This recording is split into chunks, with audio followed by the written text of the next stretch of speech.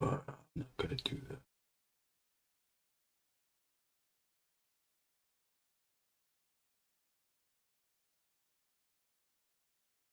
Oh, he has a ring? Oh, okay, well, we'll just give him a ring on the other finger.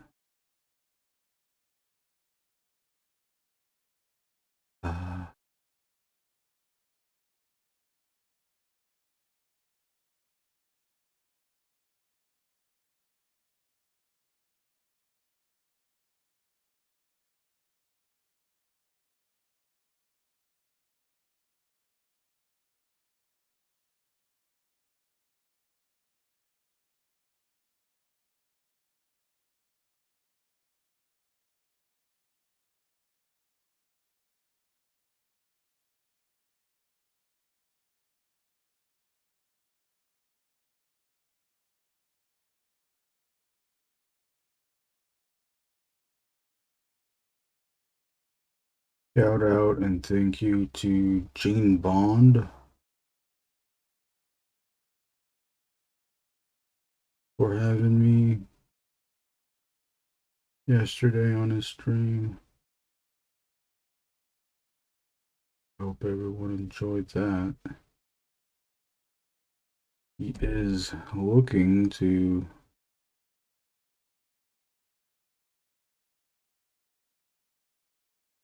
get other guests on the show.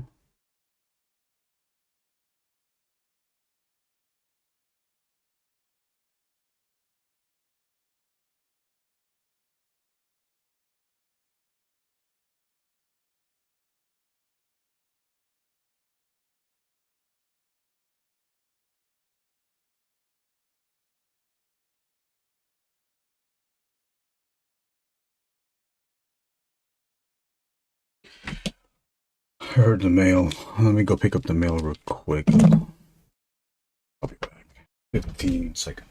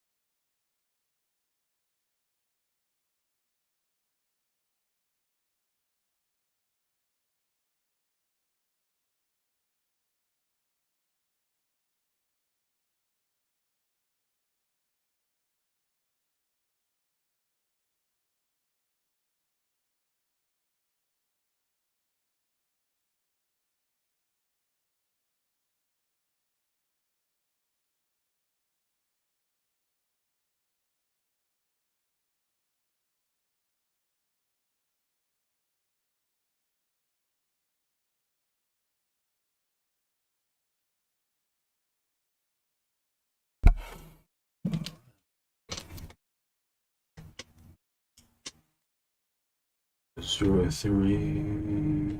I don't know. Let me know if this happens to you, but the hand starts to tense up.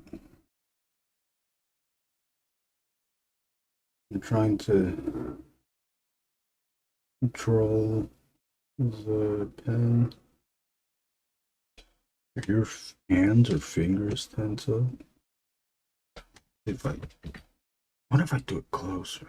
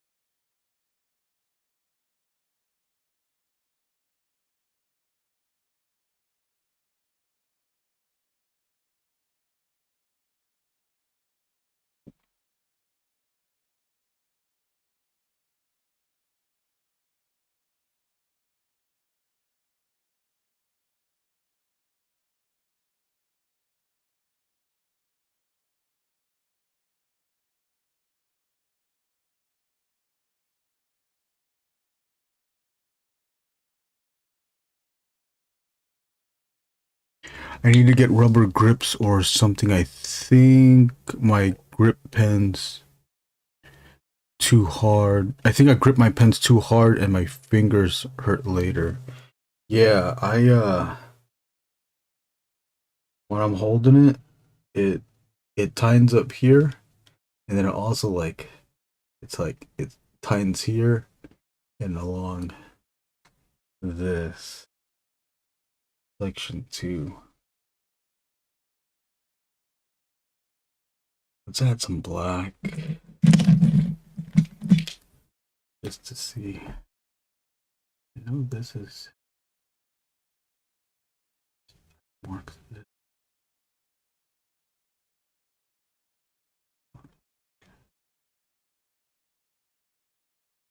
Okay, we have that.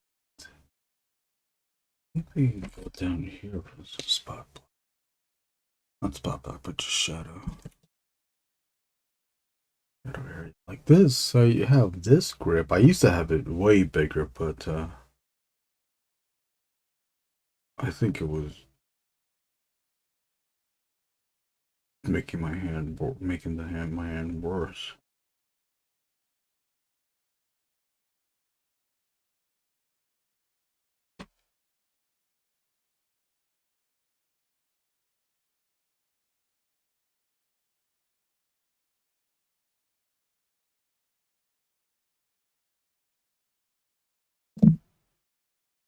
Okay. And the other thing too is that I'm always bending my back, the lower spine, at an awkward angle.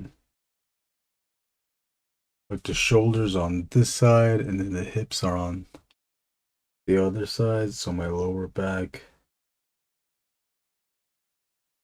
it just feels contorted. And I'm starting to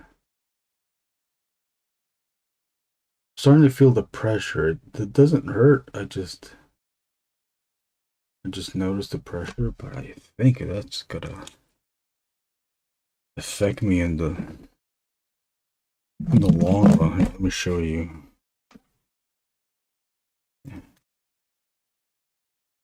Oh wait, here you go. Here's me drawing. Like when I'm sitting down. The hips are here, and then the spine is moved this way. So now this shoulder is aligned with, no, this shoulder's like, it's more aligned like down here towards the middle, and then this is like, this shoulder is off to the side. And here's my hand drawing that. And then I feel the pressure like down there.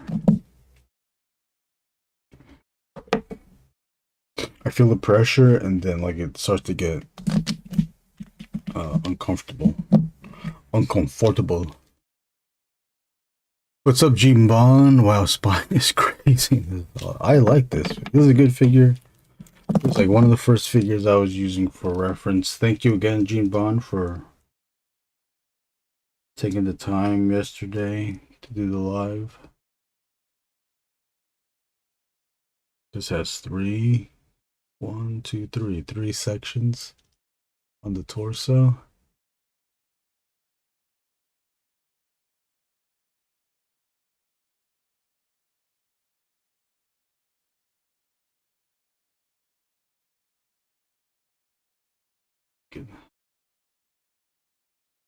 Bend down the oh, I guess it can go. Oh, fuck.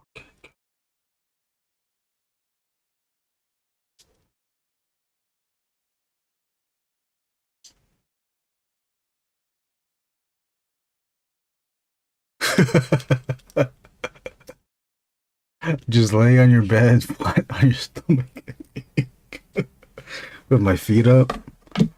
Oh, maybe I could do that. Maybe I get monetized quicker and got my feet in the shot.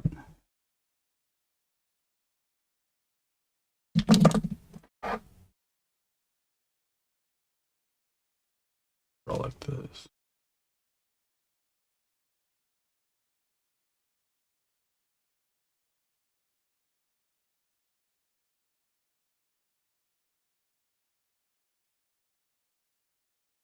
Draw like this.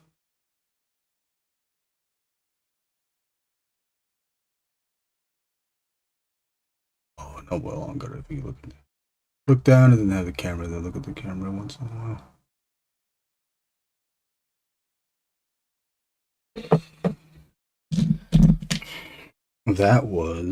That figure is called the Synthetic Human. The Synthetic Human by 1,000 Toys. But what's crazy, I think 1,000 Toys is... 1,000 Toys is done. Well, 1,000 Toys is also the ones that made the Blame and Opossums figure as well. There's a red Opossums figure that they made, and then the main guy from Blame.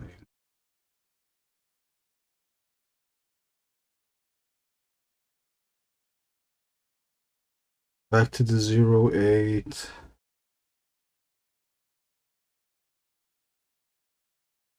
Zero 0.8 micron.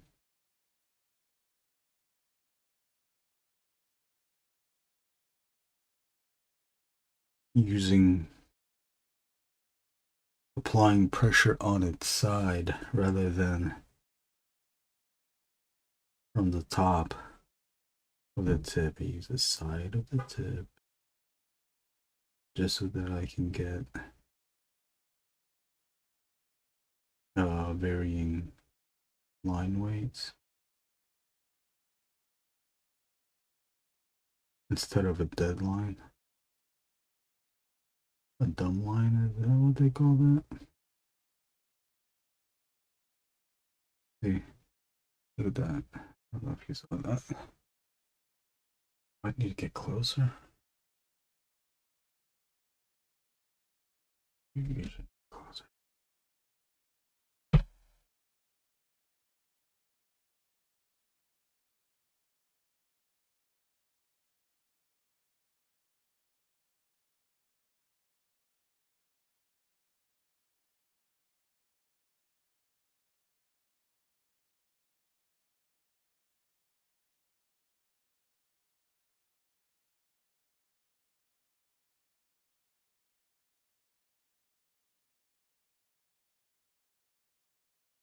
I'm looking at what I drew before.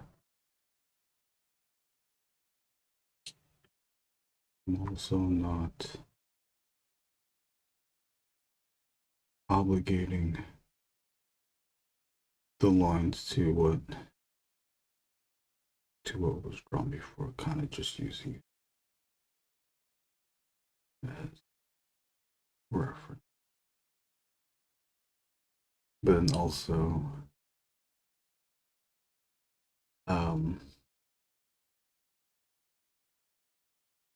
staying within conflict,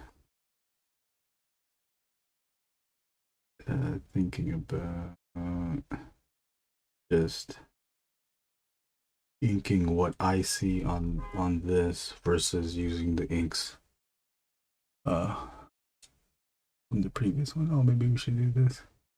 Pull it back just a little bit, just so that we have context of what came before. Is the camera clear? Let me know.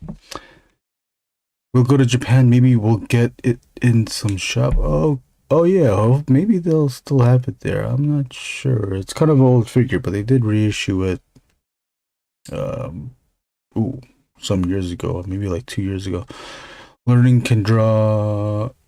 Leaning can draw both with legs and arms 2 streams at a time. Yes. All right. This doll also looks like that. Oh yeah, it does kind of look like it. You know, maybe. I don't know if Tsutomu Nihei designed this. He might have, but I'm not too sure. Not sure.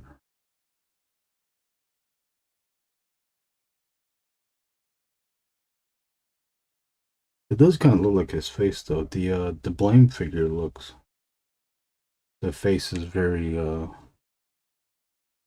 very blank stare type face, like this figure. What the hell is this? Oh, that's what that is.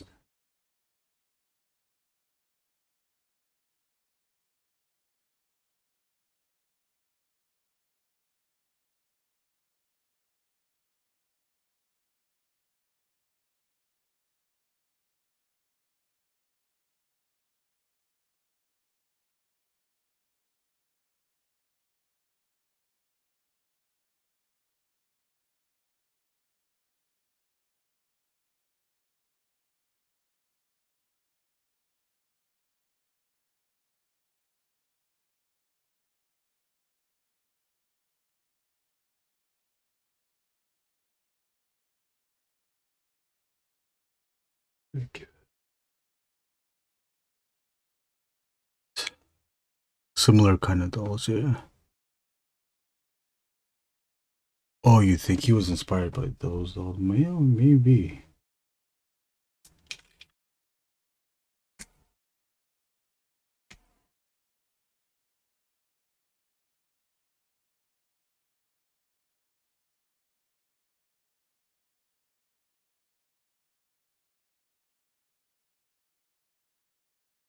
Before this stream, I was looking at OBS and realized that I had the hotkeys on to switch the cameras. So I can do this, but for some reason, like sometimes it won't do. Oh, it will do it. Ah! But it doesn't.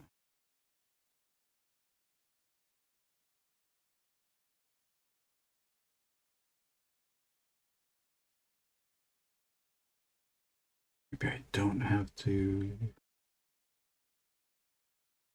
add the black yet.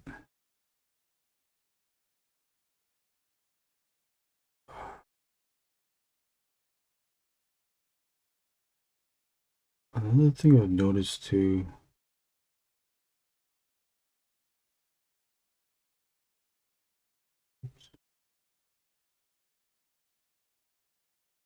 The thing that I was going to complain about, and I just.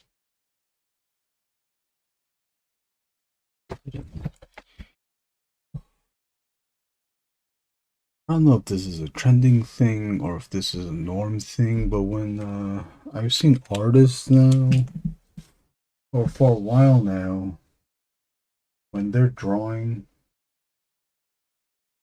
fingers, where's the script? When people draw fingers now,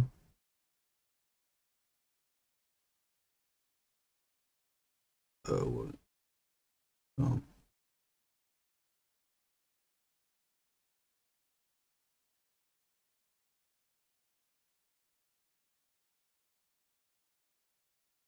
People only draw they draw this knuckle from the base of the palm, and then they'll draw the next knuckle, but they won't draw this knuckle. They just go straight for the with the finger.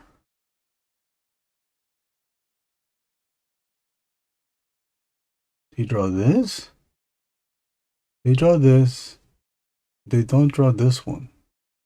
They just draw the finger out. Is that a shorthand thing?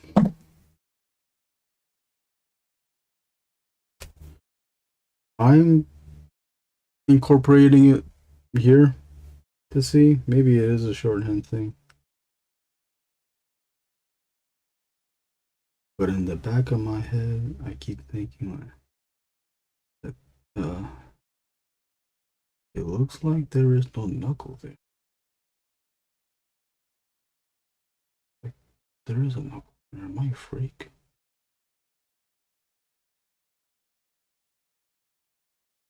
Is it because the knuckle is less prominent, but it bends there? There is a joint. Wouldn't you insinuate a joint? Such area? The other thing too with these drawings that are still repeated, the wrinkles of the glove are not truly consistent. And I think that's okay because it shows, well, it is repeating, it shows more animation.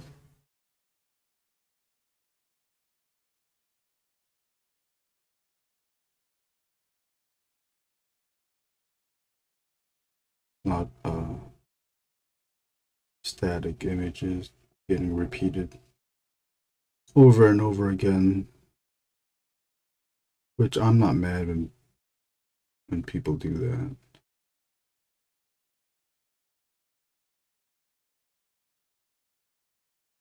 I just think that drawing it all manually, there's a sense of genuine, of the drawing being genuine.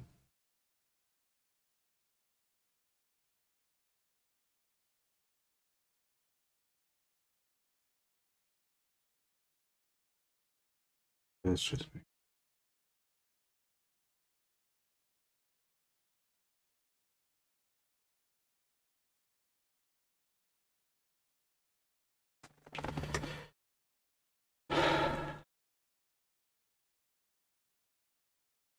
I have a bad habit of doing that sometimes. Oh, of doing what? I just forgot what I feel personally attacked. Oh, what's up, JG? That's why I use the hotkeys. I keep pulling out keyboard, JG. I think this nail joint is secondary for gesture, not so important. Oh, that's why they don't do it? Oh, the knuckle things. Oh, yeah. Yeah. I draw real cartoony hands most of the time. Oh, I see.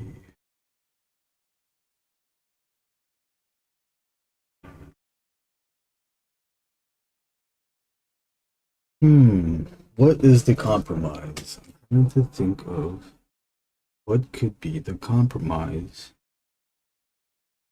if I were to not draw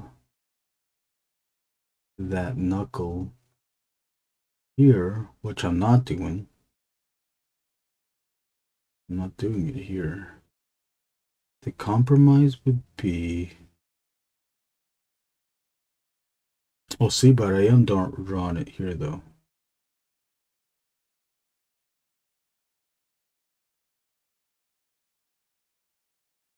If you don't draw, maybe you don't need to draw the knuckle if they're relatively, if the finger is relatively straight.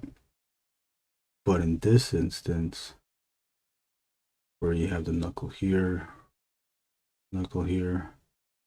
you would put the knuckle here if it is indeed bending.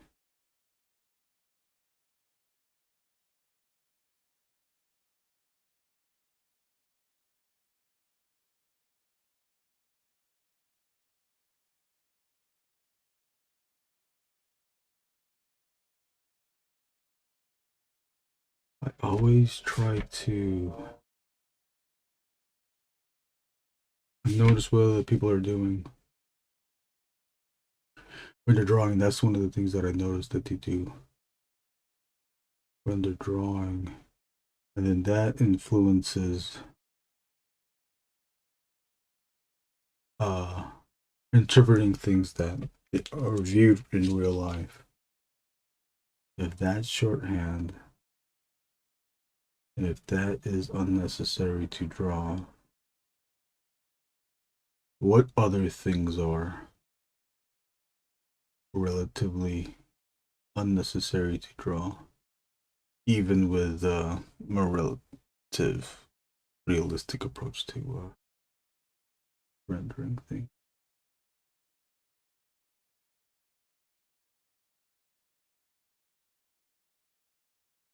Because obviously this is still stylistic.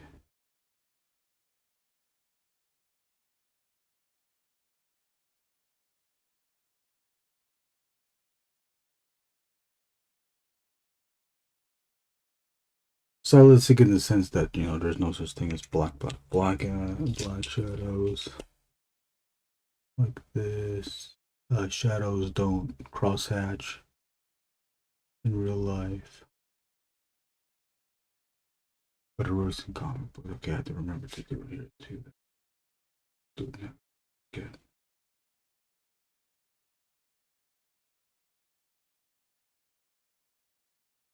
Okay.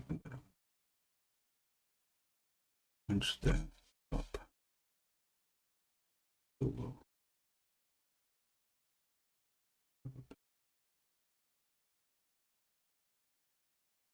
Glove and doing it there.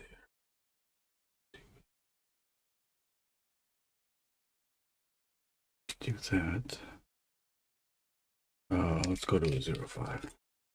Oh, I was using a 0.8 though, right? I think this was a 0.3 on this.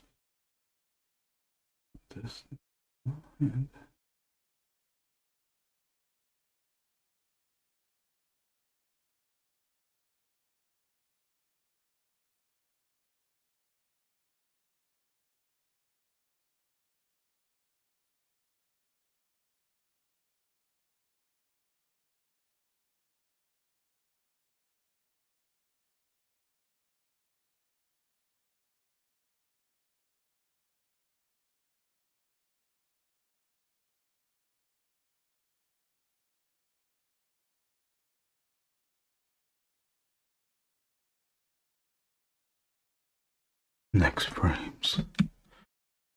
Can draw a sausage or ribbon fingers. Still will look good with. Still looks okay with good gesture. Yes, I believe so.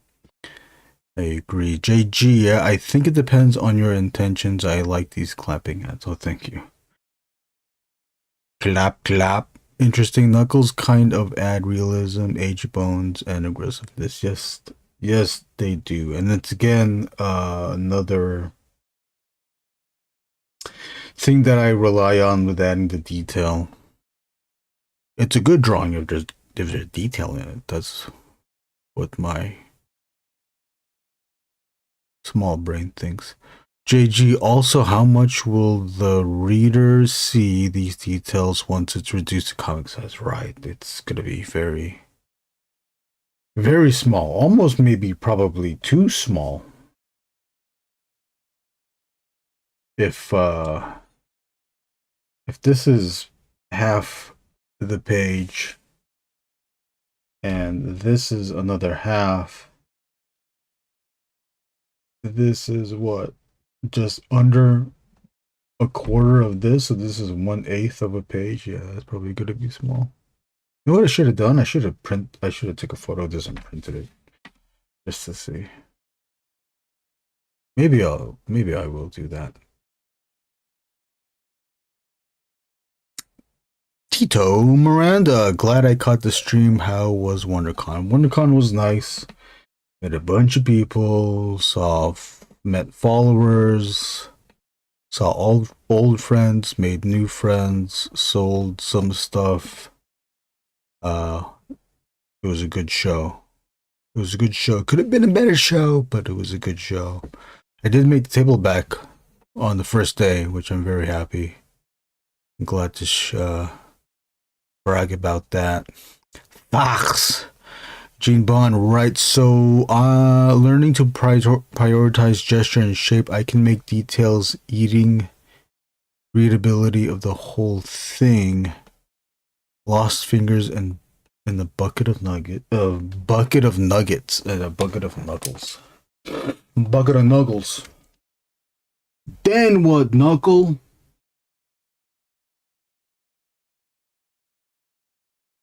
Okay.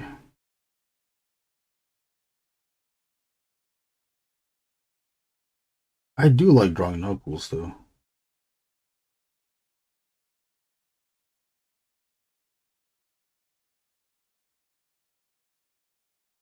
I like drawing Knuckles. I like seeing how other people draw Knuckles.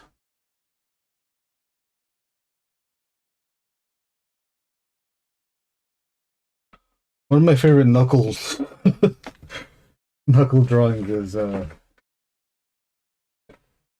Simon Bisley. Let's see. Simon Bisley is someone that yeah, see, look at this. Look at that hand.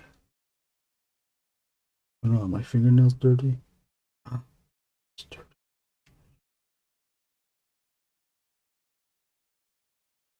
See, he'll draw chunky, but it looks, this one's a bit chunky. Sometimes he'll draw where it's just so flat. Oh, here's another example of Knuckles. Look how pronounced those Knuckles are. They're just like rocks under the skin.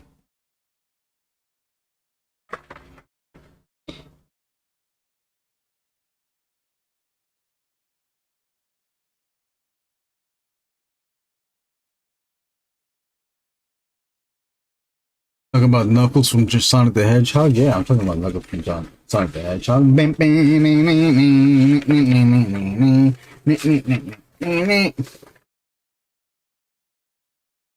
Sonic, who is that? Oh, it's just my Knuckles. Your Knuckles? That's right, Tails.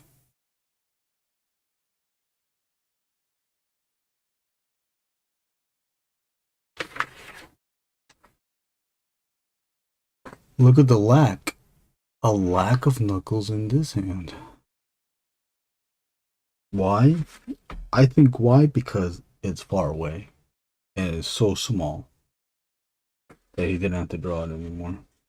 Okay, so you have that example, but then look at that. He put some, there's some knuckle thing happening there. But again, not happening here. I think he's utilizing the openness of the bright color that would be applied there. I printed this in black and white, so I don't even know what color that was supposed to be. But I'm assuming bright. Bright means. Now we're just looking at Knuckles. Some of this printouts. I try to I'll have these printed pages around and look at it for reference, but then I go back and forth. I'll like not look at it when I'm drawing, look at it or use it when I'm drawing, but just trying to use what I can from memory of what I've seen, how he uses light and shadow and rendering and all that,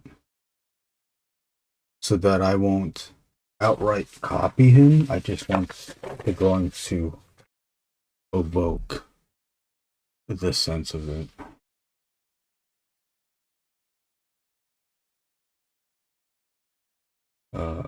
Is there anything else that's like that? No, there's no other things here. What are those pages? Oh, these pages? This is printouts of just some Simon Bisley stuff. I don't really even know what this is, what books these are from. Some of them I know. There's some from, this is like an anthology story thing he did. An anthology story thing he did. This one is from Body Count, TMNT, PC Jones, Kevin Eastman story published through Heavy Metal, and then I think IDW published the IDW published the collected ones, I think, or one of the collected versions. There's some Death Dealer stuff. This is Fact 2. Heavy Metal Fact 2, Julie Strain. Another body count page. This is Simon Bisley's drawing of Groo, Groo. Sergio Aragonis's barbarian character. Another parody on Conan. But this one is, oh sorry, you couldn't see it. This one's Conan with the samurai sword by Sergio Aragon.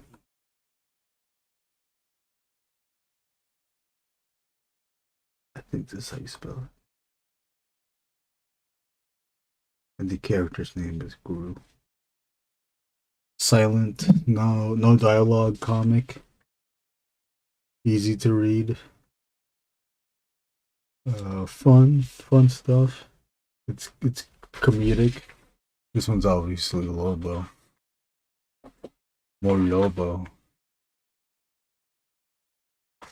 I'll have this printed out so I can look at it. You know, it's fairly. I mean, there's a bunch of pages here. I do have the Lobo compendium, but it's so thick, that it's cumbersome.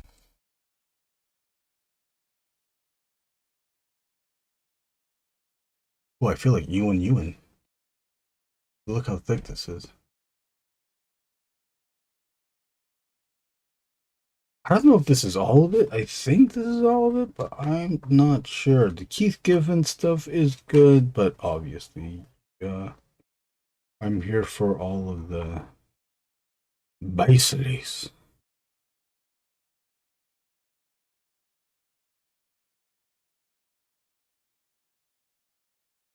Look at that. Look how badass that looks. There's other good art in here too. I forgot the artist. What the artist name? Here's another Keith Giffen. This is one of my favorites because this one is a parody of San Diego Comic Con, a show that I was going to since the 90s. It's outside the Comic Con. Even has the naval ships that are also stationed there. But check this out. Some of the covers were by Mike Mignola. These are 90s Mike Mignola. I want to say this is before Hellboy. Although I don't know if he was already working on Hellboy and then he just got extra gigs by doing cover work with the different companies. I don't think so because he hasn't. I don't think he's done any Marvel cover stuff. But there is a few. There's a few Mignola covers in here. Not Mignola. But this art's cool too. It's not Bisley, but it's not terrible. This is by Art is Christian Alamy. Obviously. Kind of mimicking Bisley, but you know, doing their own thing as well, although very geeker. Look at that. Yeah. It does feel like British European art, which maybe they are. Oh, I'm so sorry that.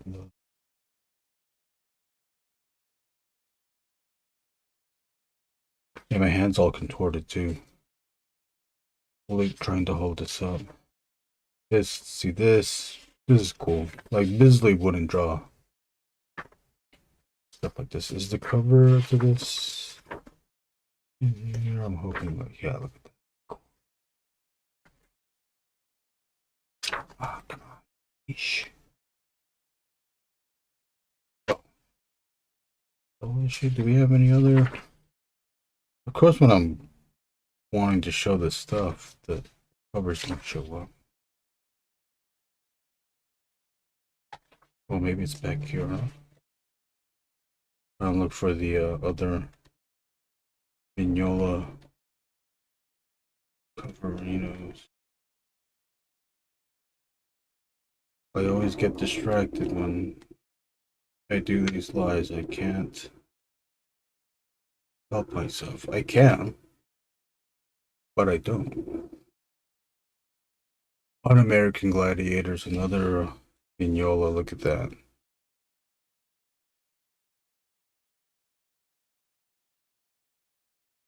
Don't you wish that there was a Mignola Lobo comic? This is not Bisley. This is Glenn. Oh, there you go. Glenn Fabry, contemporary of Bisley. I believe they were friends too, or they. I think they even worked together in a studio space. Keith Giffen.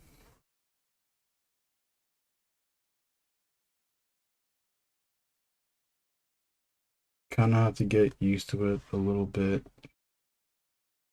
Either you love it or you hate it, I think. Any other ones? Oh, is that it? Did I pass? I thought there was more on American Gladiator. Oh well, whatever. I gotta get back to the fucking drawing. See, I'm not even done with the goddamn panels yet.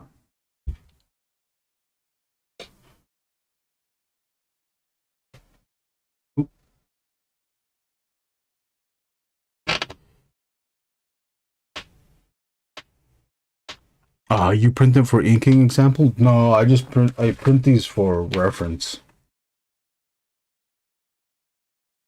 I started printing them for inking though. Page here. Want to do more of it, but then I always feel guilty and think like, oh, I gotta finish the comic before practicing, which just sounds stupid. But here's a Bisley Death Dealer page. I turned the original inks into blue line, and then I inked on top. And then because of I spent more time on it, I rendered it differently. I rendered it more than what Bisley did, because I guess I'm subconsciously is also trying to overcompensate and try to do better than Bisley. But this is what I did. I'll say that I added to Bisley. I'm nowhere near better than him. I added to it. The person that I really like the inks of, because they just transform it and they kind of make it their own drawing, is Alex Nino. Oh no, not Alex Nino. Alfredo Alcala. If you look at Alfredo Alcala's Conan inks on top of John Buscema's Conan, it's you can see Buscema, but all the lines are Alex Nino inks. I think everything he inks he always makes it look like his own drawings. And that's what I was trying to do here. I over rendered this and this.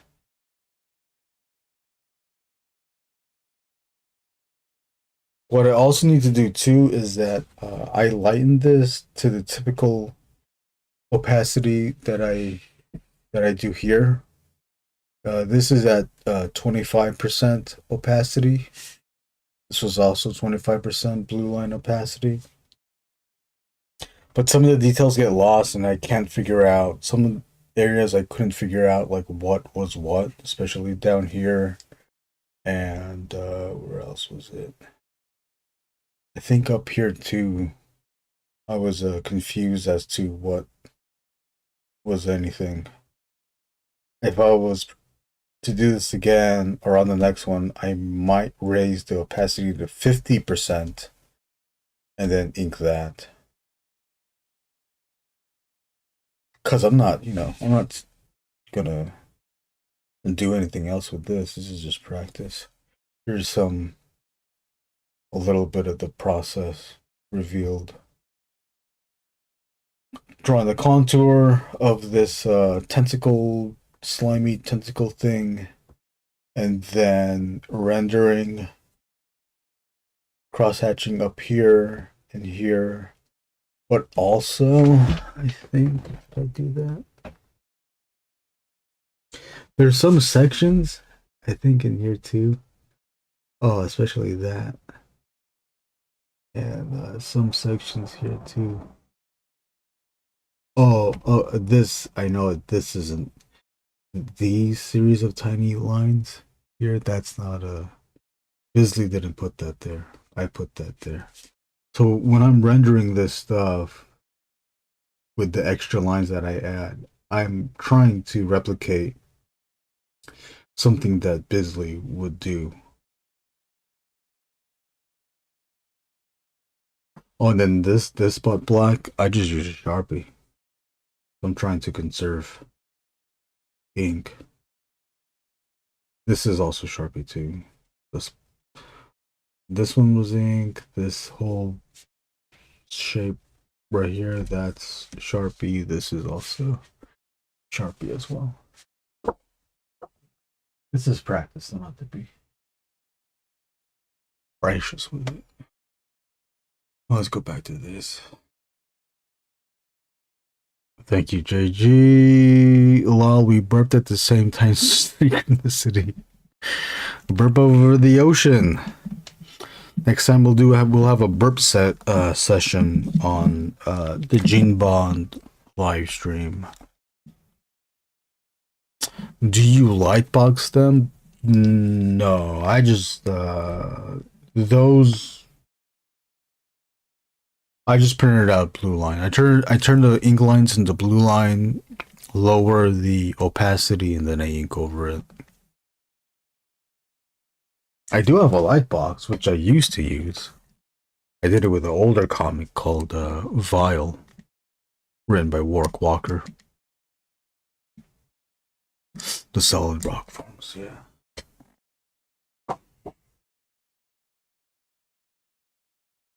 Yeah, I mean, I still have a bunch left to ink on this. But I think I'm only gonna ink certain sections, you know, because I really just want to study the muscles. Probably this might help too, the tentacle areas, because there's a lot of forms,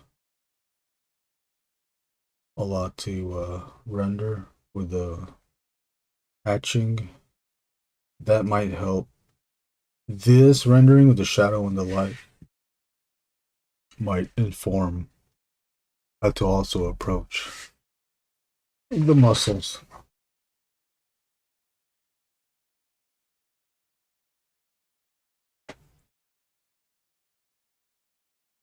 I always say that. I was like, oh yeah, I should just do that in the beginning of the stream as a warm-up.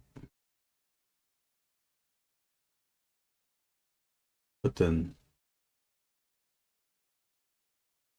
I only do it once, and then I feel guilty on doing it again because I want to finish this comic. Then I don't. And then plus getting distracted and showing different things means that there is no drawing being done.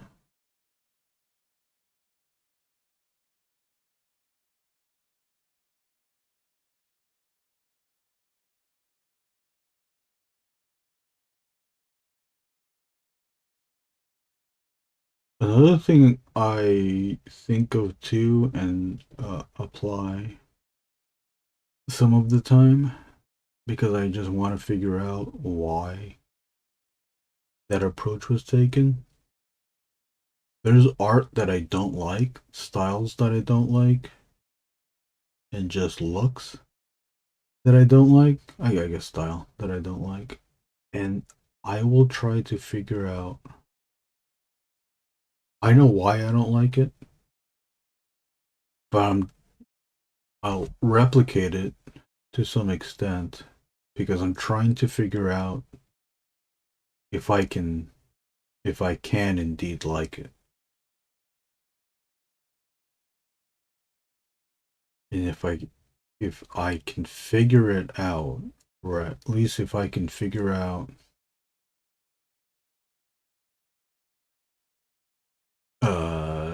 if I can understand it, then maybe I can then I don't think this hand's right. This thumb's right. Then maybe I can utilize it in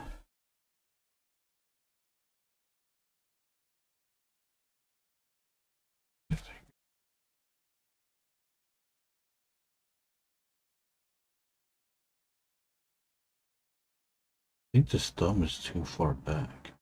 Oh, maybe the knuckle needs to be up here.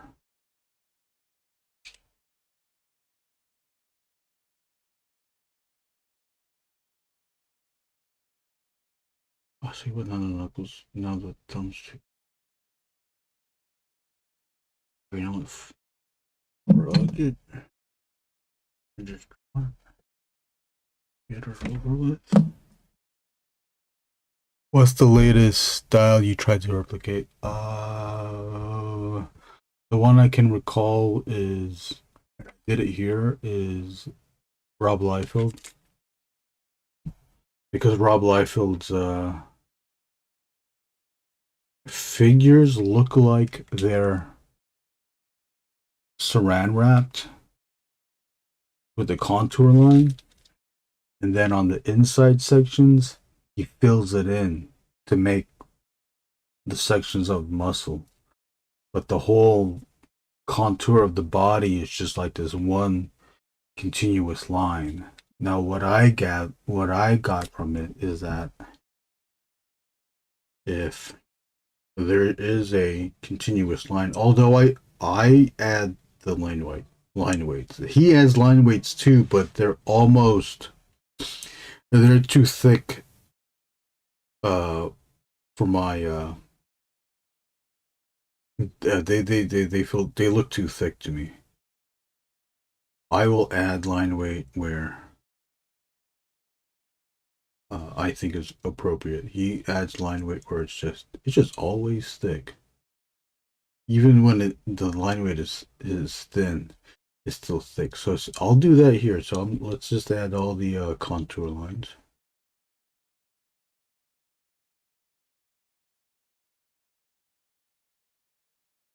Good on that. And then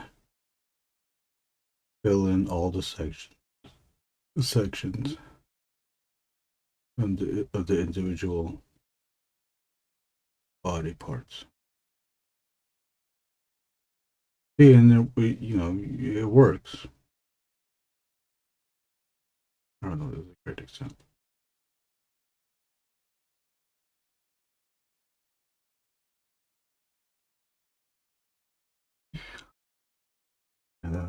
What does Liefeld do? Liefeld will draw it where?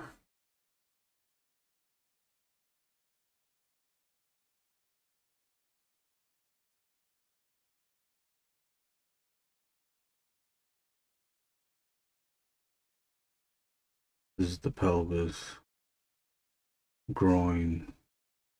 I'm sorry, but I don't know the names of the leg muscles. Maybe I should print that out too.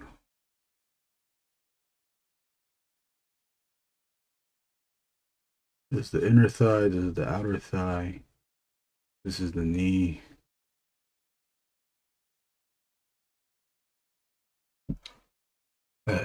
So here's here's the leg. Oh, this is what Liefeld does. He doesn't. This is the new Liefeld.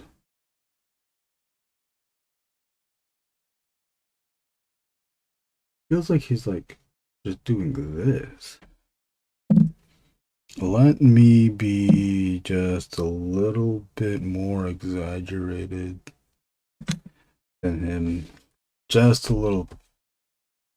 Just to use it as an example.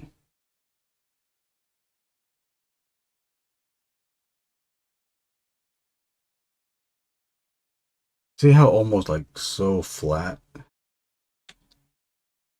these lines are? I'll pull it out. Pull out the pencil.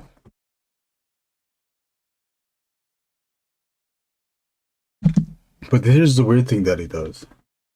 Or that I've noticed. Maybe I'm just not paying attention to this correctly. This is what I noticed. But then he'll draw. This is the folds of the fabric. Then he'll draw the inside. But for whatever reason, none of the inside lines, they never taper out to the contour lines.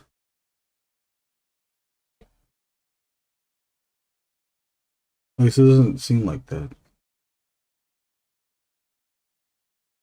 Like this, he just goes out to here. This one, you know, you could bring it in. Here's the thing too, it's like I'll put the major stuff in, but what I've noticed with Bisley and other artists too, it's like sometimes like I don't know if this actually goes in like that. And I don't know how deep this goes in. But convincingly, I'll stay up here bringing this section down. And then here, this muscle always gets rendered so differently with different artists. Either like they make this inset where these are pronounced out, or this is like the high point of the thigh. Sometimes this is a deep point. There's a Venom toy, Marvel Legends, and this is a deep point. These parts are the high parts of the thigh. Not even a drawing with it; it's a toy, but still, how those things are formed. Oh, and maybe this is another thing too, but maybe I might just be making this up. You have there's a muscle thing here, and it seems like maybe I'm just making this up, but he'll just like if it is meeting at the contour, he'll just draw it to the contour. He won't to the outline. He won't even like contour it. Like he does, you know. If you have this here, I kind of already did it with pencil and it's already dark. But you got that contour. And you just taper it in. You know, so the outside becomes the inside and the inside becomes the outside. Rather than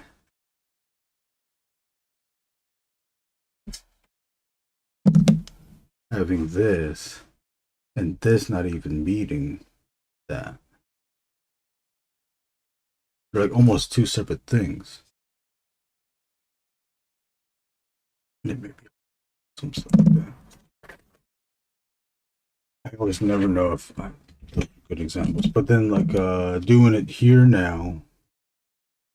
See, this line is inside and it's not touching any of the outline. but because I added some line weight, I'm thinking it'll work. But then again, at the same time too, these drawings are just going to be way too small that it's pretty much inconsequential.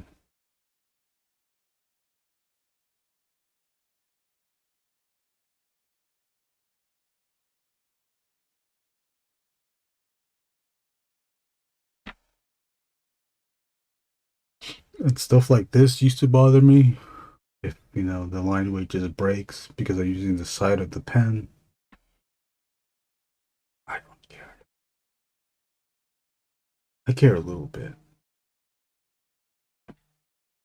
I kind of don't care anymore.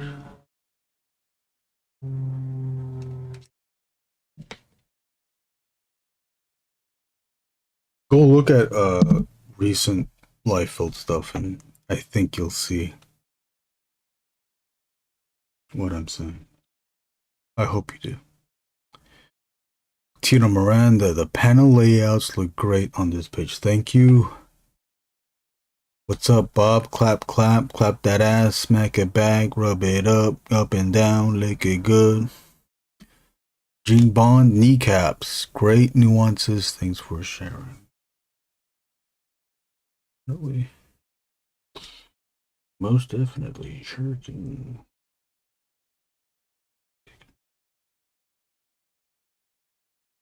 Do you ever get confused with your own drawing? Constant. Ooh.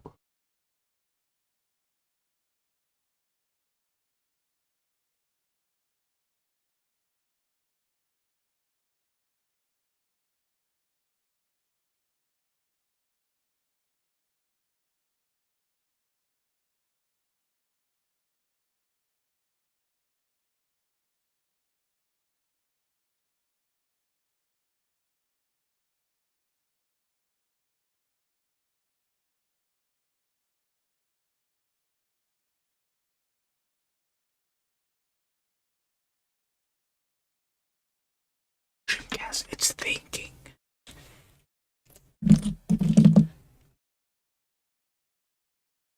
Let me just look up now I want to look up a life thing. Life thing. Rob Liefels.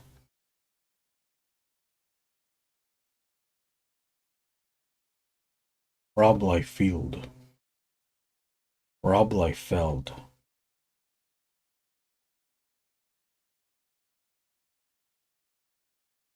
And it's weird because that's his recent way.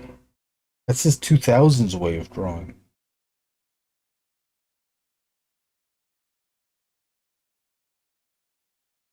Or maybe. Okay, let's see. Here's an old one. This one's from the 90s. This is the Youngblood cover number 1. Look. See that? Okay, so the line weights are good. You got deep line weight, a thicker line weight there, thin, thick, to relatively thin, to thick here. But look, all the inside, this is just off though at the same time. But regardless of muscle structure, this looks like calves, but this is the front.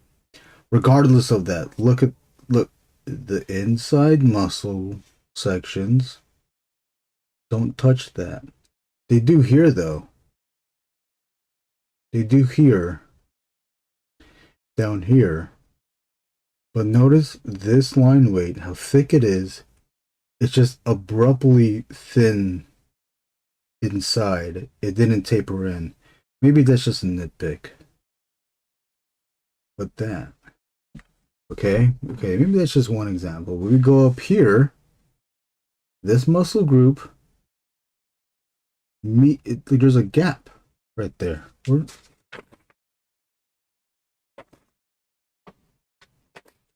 the fuck did I just put it?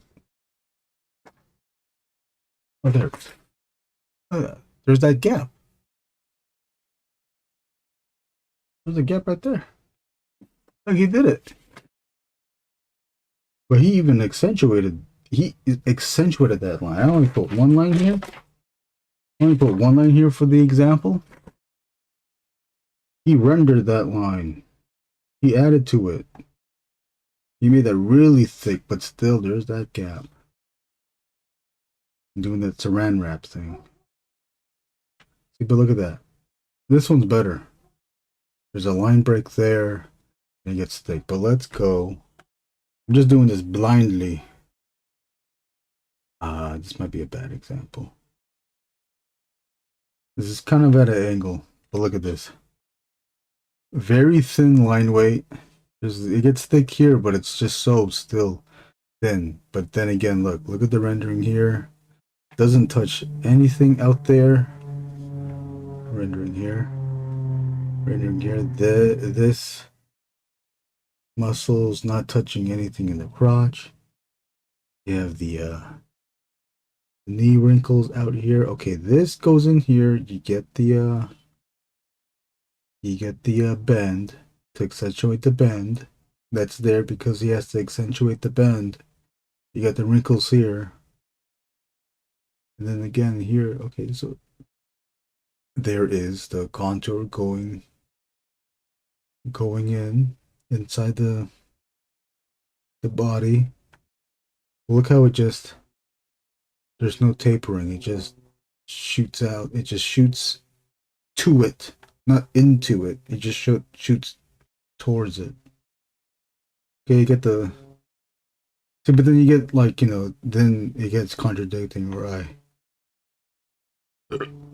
don't notice this.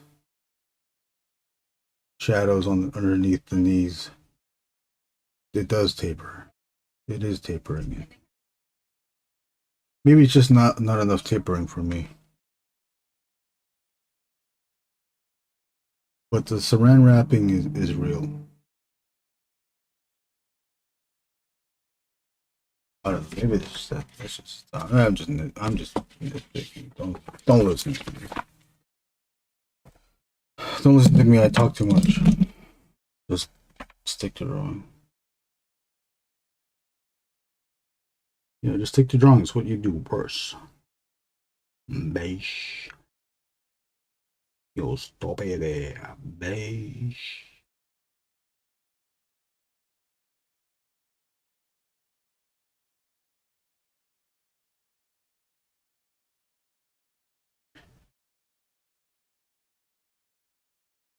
Always forget about that ring.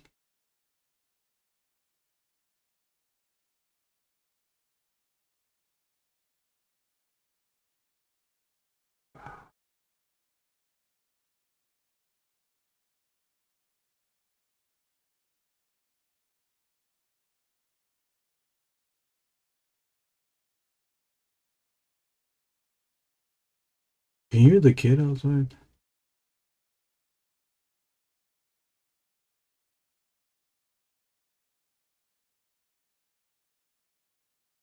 It's funny that kids just make sounds. Not even words, and not even screaming, they're just as sounds. You know, Miranda, why do you tilt the pen when you ink? Do you get thin to thick lines faster? I think so. I like to think that I can get thin to thick lines with just the one pen. This is a 0.8, by the way. Instead of using the 0.8 to do this. Oops, I just fucking change the line weight, and then going to a 0.3 to get a thin line. If I just use the pen on the side, one pen on its side, then I can get all the line weights that that I think are adequate for the drawing. Then why? The question is why then buy all these pens if I could just use the one size to get all of it? Well, because this can only go so thin And this can only go so thick. Same thing with the 03s, with the 01s, and the 05s.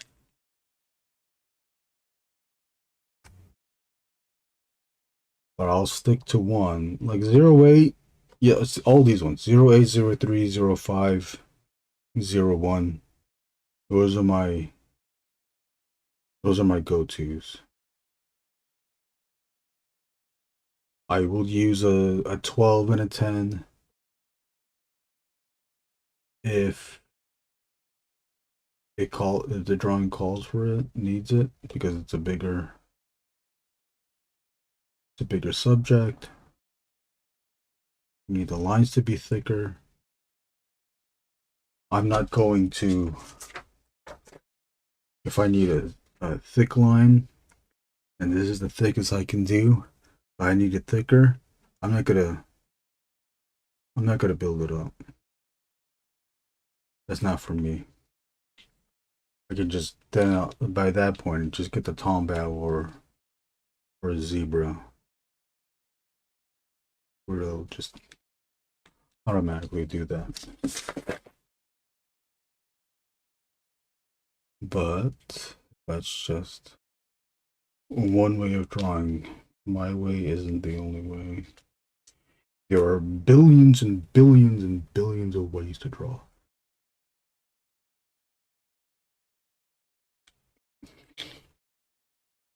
Another artist that goes live is Matt Lesniewski.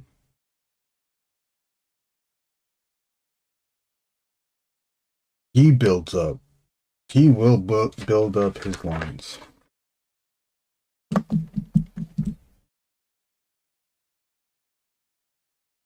Matt, I think this is how you spell it.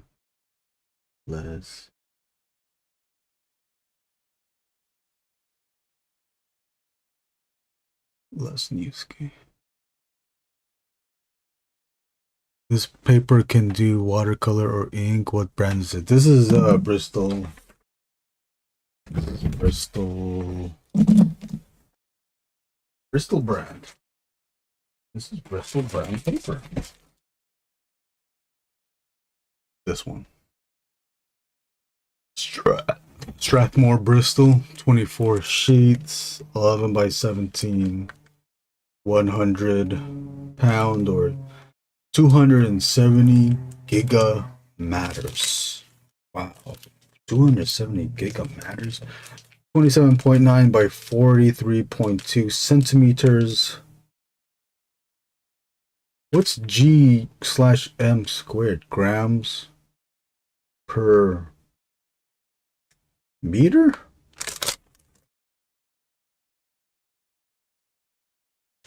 Grams per mass. 300 series. Acid free. Oh, here we go.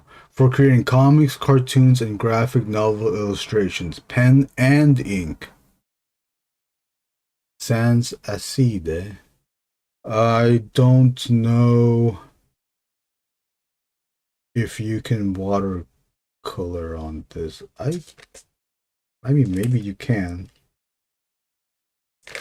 It's cardstock.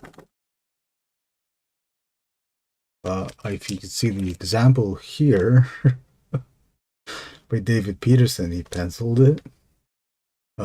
He inked it, but then he digitally colored it. And then he added a word balloon using the official comic book font. Right, Bob? The official comic book font. 5 points to anyone who knows what font this is. Since it doesn't say watercolor, I would say no to watercolor. Maybe you could probably do a very, very, very light, a very thin wash on it, but very thin, almost dry.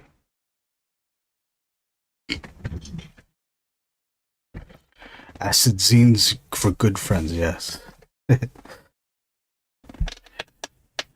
My paper does not have LSD. It's sans LSD. Moin frere. I only use acid paper for my trippy visuals. Oh, más acides. Bob, damn, I've had to match it on a sticker at work, but don't remember the name. You had to match that font? That's a dumb font.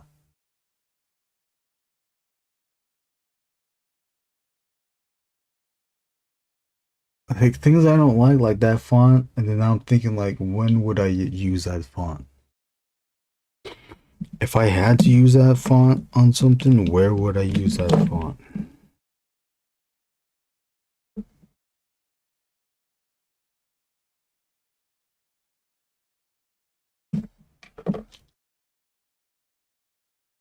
Okay, finally getting ink. The final panel. Is this going to be the final drawing session here? No, I want to render. I want to render more.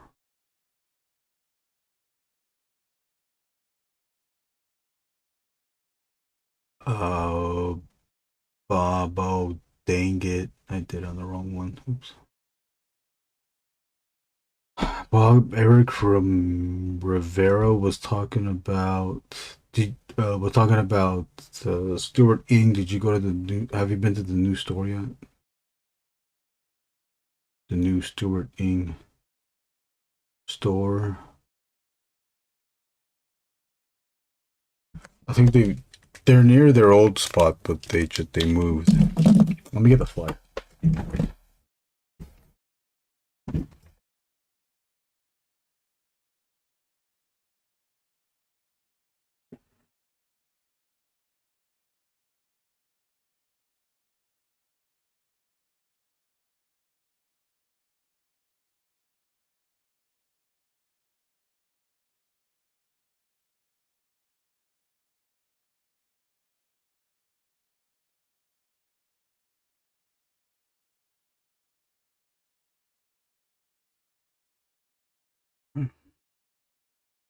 Aisles are still narrow. Oh, you have been. Can you believe the dude who designed Comic Sans was trying to imitate some lettering from Dark Knight and Watchmen using a mouse? Damn, then why does it look like that? And if he was using a mouse, why didn't he trace? Why didn't he trace? It's like he did trace it and then he squeezed it. He squeezed all the letters. Aisles are still narrow. Yes, I was talking to Joshua, one of the employees at Stuart Ing, and he also mentioned it's just pretty much the same space. Although, if you look at the flyer, it does state that Stuart Ing Books has moved to a bigger store. And Josh has confirmed that it is big because the stockroom is bigger. The storeroom or the storefront is just about the same space. But if you are in Southern California,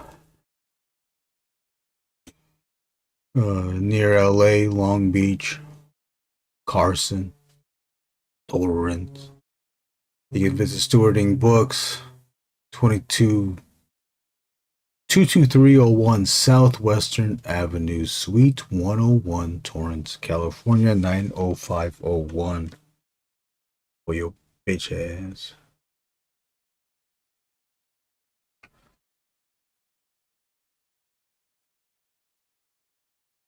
Finally talked to Stuart Ing. I've spoken to him before, but I did not know he was such a person. It was very cool to see him walk down during WonderCon. He was walking down Artist Style, walking through our section. He was across from us. I pointed it out to to Nathaniel, saying that, hey, that's Stuart Ing, that's the guy that owns the store of his own name. Agreed. Go there, you will lose your mind and all your money. Yes, yes, you can. Yes, you can. Feel free to spend $75 on a Mobius book of this size. There's a $75 Mobius book that's just this size. What's this, like 5x7 just about? Maybe I'll even say 6x8. But that's $75. Very good book. People keep telling me to buy it, especially Philip and Sean. Sean Phillips, the writer, and Sean Lanahan and Philip McVan. Keep praising that book. Yeah, I forgot what I was saying. Oh yeah, he was walking down the artist alley, Stuart Ing, and he stopped to speak with Sean's wife about collecting his drawings into a book and having it sold at the store. Very exciting to see a fellow Ink and Drink member coming up in the world, right? Stuart Ing. It only matters to us artists. And then moving on to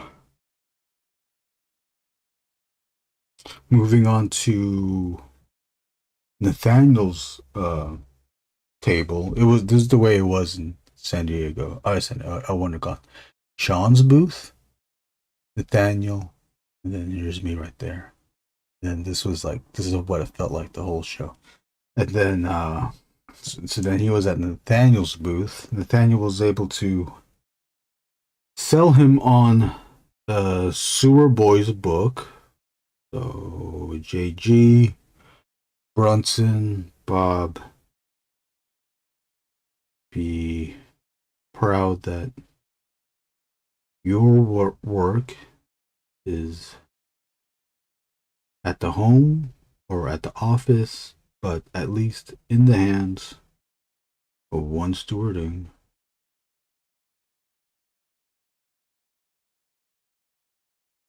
I think Nathaniel also did reveal afterwards that Stuart Ing already has that book, because I think Nathaniel mentioned that he sold Sewer Boys to him previously, or maybe it was one of Nathaniel's books. Yeah, I think it was one of Nathaniel's books that Stuart Ing had previously. But hey, he has Sewer Boys, and I guess that's all that's what truly matters.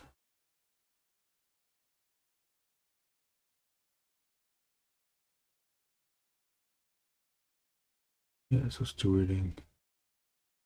And his last name is pronounced Ing. I asked him at his table, because he explained he saw me looking at the Mobius book that I bought, the Arzak book that I bought, and I was looking at it for a little bit. I flipped through it a little bit, and then I put it back, and then I picked it up again. I was reading the back, but it was all in French, and then I was like scratching my head and go, "What is this?" And then Stuart Ing said, like, "Oh, do you have any questions about that book?" Like, yeah. And I pointed at the words, like, "Is this English?" Because it's like Le Flan, like, well, I don't know what those words are. No, he was explaining like what was inside the Zarzak book, because I was like, I've never seen this Zarzak book in my life, ever in my life. Like, what is this? What is such thing? Like, oh, it's the last Zarzak stories. Mobius did until his death. So then I bought it there, and I think oh man, how much did I spend on that? Maybe I didn't spend $75 on this. This is a much bigger book, and I thought it was well worth the money than the $75 book that's no, where's the what the hell? Where's the Silver ink sticker? What the?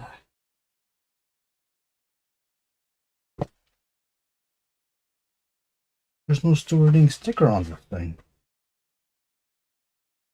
Would you know that I bought this at Stewart ink if there's no Stewart ink sticker on it?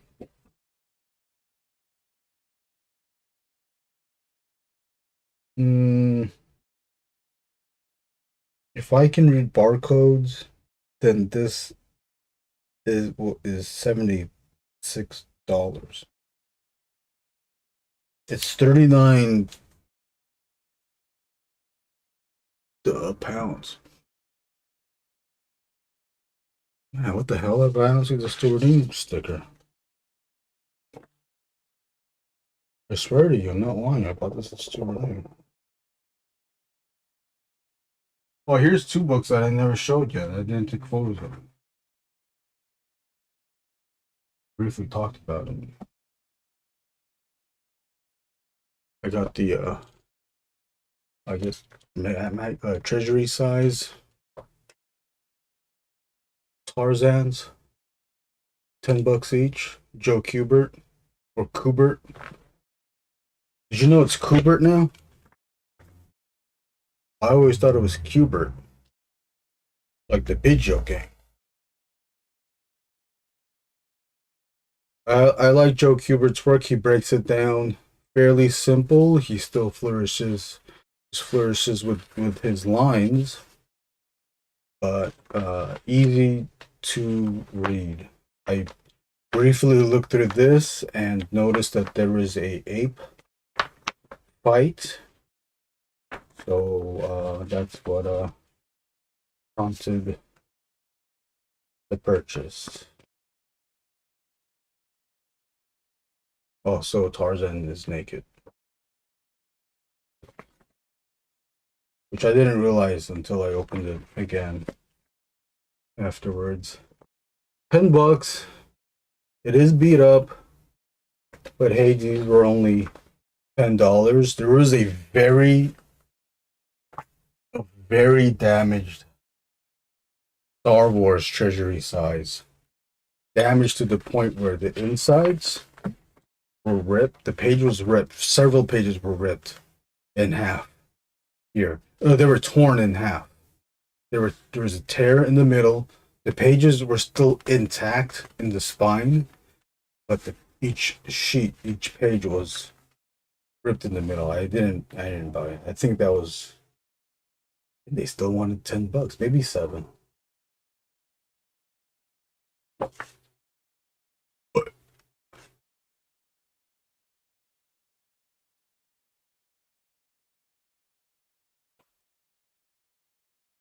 That booth is always at WonderCon. They always have the magazine stuff there. Yeah, they have the old heavy metals. They also have certain key books as well, old stuff, key comics.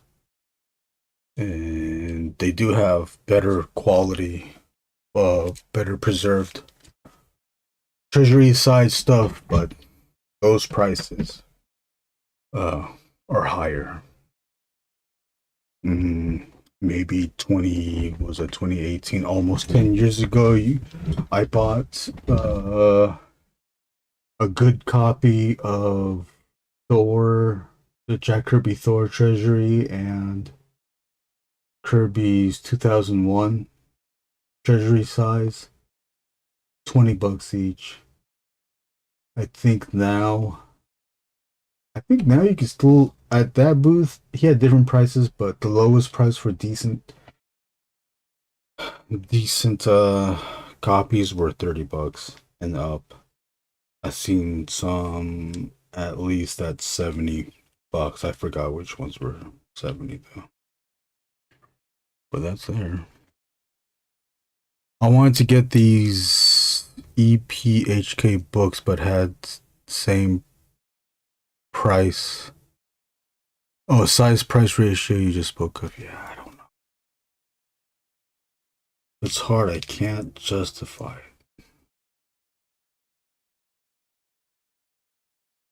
I keep looking at my PayPal account. And then I'll look at my bank account. Just think like, well, it's only 75. I can make that back, right? Yeah, of course I can. Just open up the commissions. I don't open up the commissions. I wrote down, I do want to open up commissions though. I wrote down some prices that I think are comparable. Some of the prices I think are a bit high, but I was trying to scale it within size. And what I did was, I have two sizes I'm working with: 8.5 by 11 and 11 by 17. All the drawings will be ink drawings. I will do some digital color at added cost, and I will add some background at an added cost. The types of drawings that I'm considering or doing are head sketches, waist up, or head drawings, finished ink drawings, waist up ink drawings, and full body drawings at 8.5 by 11 and 11 by 17. And what I essentially did with the pricing is that I doubled the price from the 8.5 by 11 to 11 by 17. I just doubled the price, although the full body, the double price at the 11 by 17, I think it's a little bit too much. I'm thinking like, if I'm drawing it, I'm gonna put just as much detail as I can, even with a design that's in effect a simple design. I was thinking of something like Superman. If I do Superman, it's a plain design, simple, easy design. How do I make that worth 400? Play with the wrinkles, the muscles. Make that, try to do my best visually with those muscles.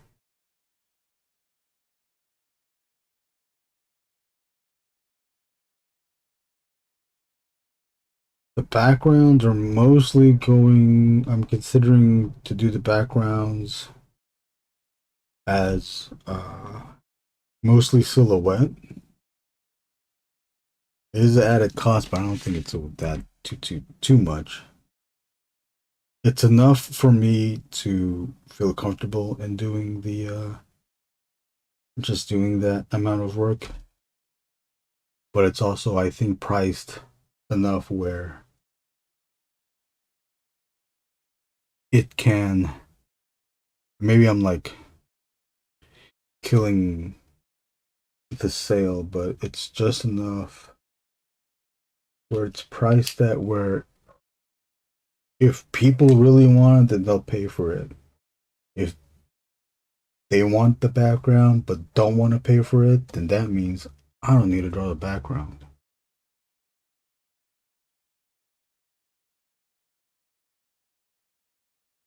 But if you want to pay that amount, I'll do the background. You pay for it. And then also, another option to add a character at another added cost. Did I even write that down? Oh no, I didn't even write that. What the hell?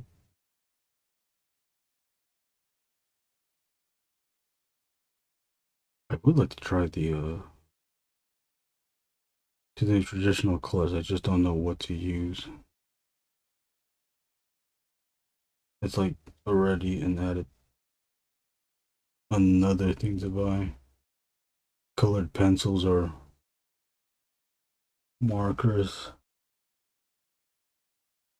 or watercolor. That's a brand new thing to learn.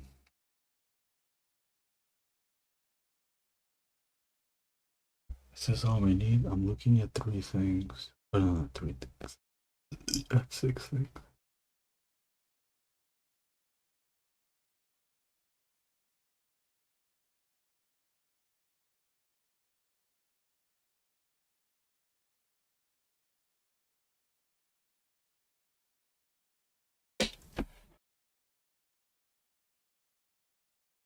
Francisco Bello, found you because Gene Bond live. Nice work. Thank you, Francisco, and thank you for watching. I hope you like clapping hands. Clap it to have it. Clap it to have it. You have to clap it to have it. Alright.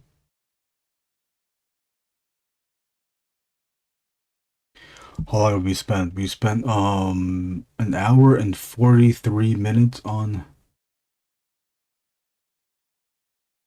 these 6 panels. Can you believe it? 6 panels, 6 tiny migraine sized panels.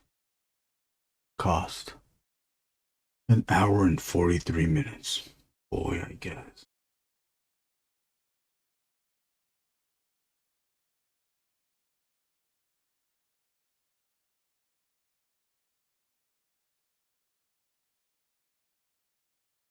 I promise to only keep this within 2 hours. Maybe we go a little bit more than 2 hours. I do want to start on the next page, but I think I'll probably only just do the one panel. It's got to be a portrait, and it's going to be of the Angriest Warrior. Wouldn't it be cool if every live stream featured the Angriest Warrior? There is something fun to watch. Erasing. Erasing. You know what's also fun is like thinking you're done with erasing, and then when you look at the drawing, finding out that you missed. Well, I say you, not me. I never miss any spots. When I'm erasing, I know what I'm doing. So, I think that's it. And then we can sign this. And so Ego, we are going to sign it with a number 12, the thickest micron in the world.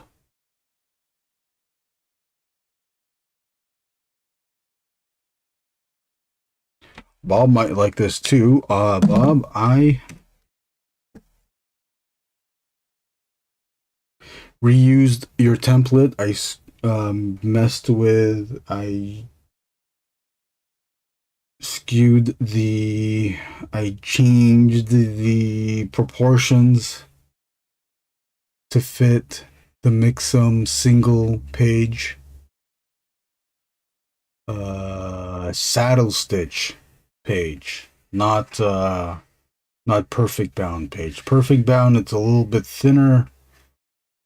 Their saddle stitch page, I think, is closer to standard comic size. And what I did was I just used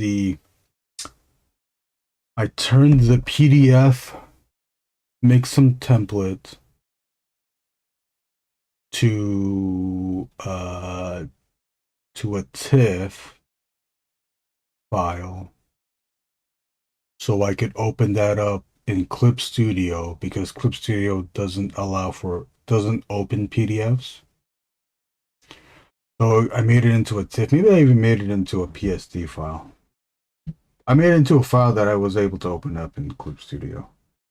Open it up in Clip Studio, and then what did I do? I think I superimposed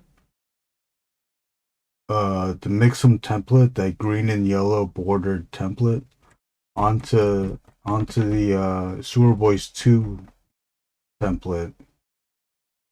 Lower the opacity, turn it on to multiply, and then I moved the guidelines to fit the new template.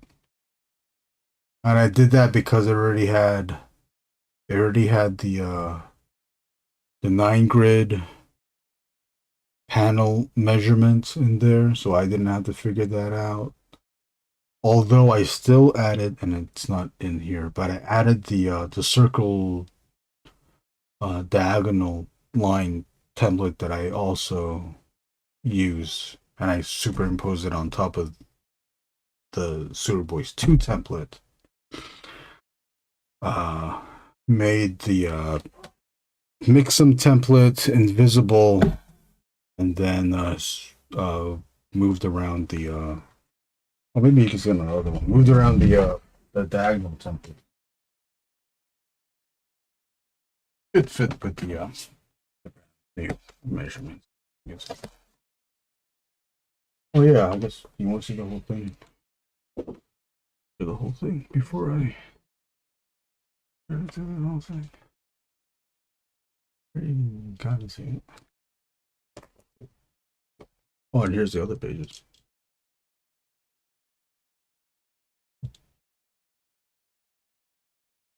This is the last one that I printed out. I'm working on the next page, but I'm still working on the digital pencils.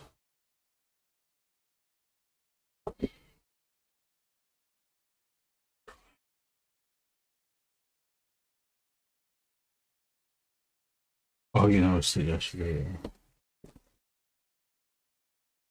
They already had the header area for the name and thing, and then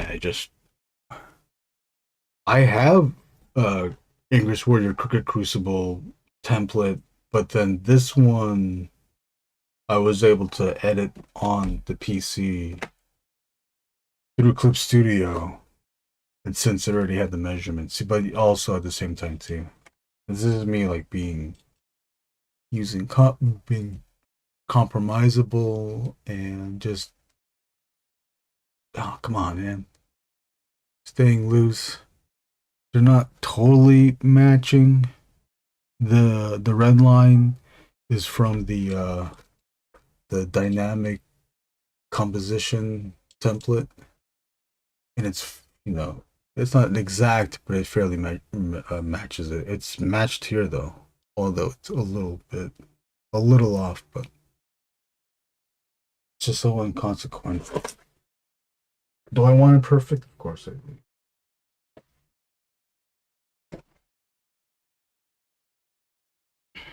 Back in the day, this would have made me so upset that I would probably almost like stop using this template and then just rely on myself to measure it all out.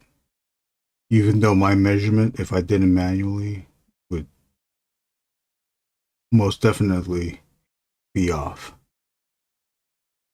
But now I'm letting go. It's like it's already it's near the third.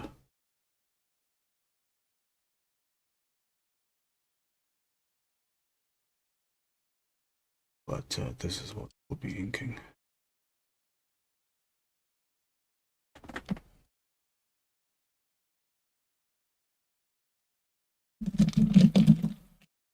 We'll link this and then we'll be off. Just do 2 hours. I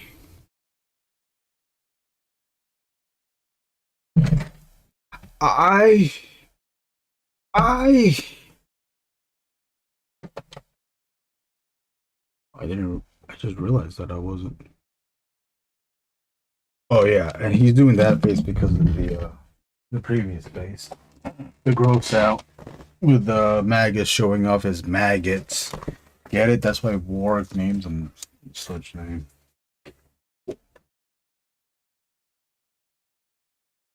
I forgot the dialogue. It's like, I got the eye on you or something like that. Like, I've been watching you.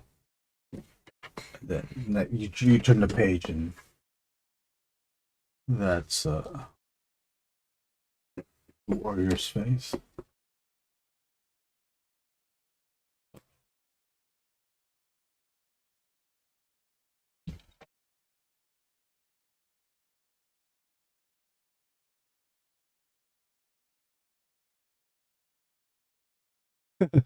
Oh yeah. I was like, what are you talking about? Vortex, I know, yeah. Going through a vortex. I can do a custom one in vectors to specs, let me know. It's okay. You don't have to do that. Look at that. I did it. I did it.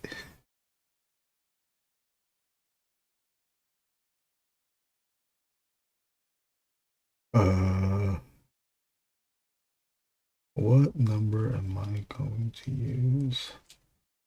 Let's use a 08, but maybe most of this is gonna be a 05. I don't know. Let's do a 08 on the bigger stuff. The back and forth thing with the hair is that there's a general shape. I just stick to a general shape, and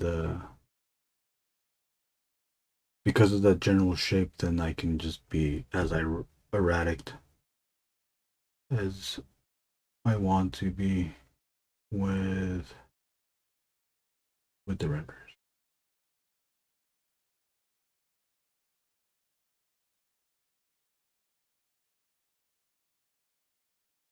It can get, the hair is definitely something that does and can be and be a bit tedious to draw.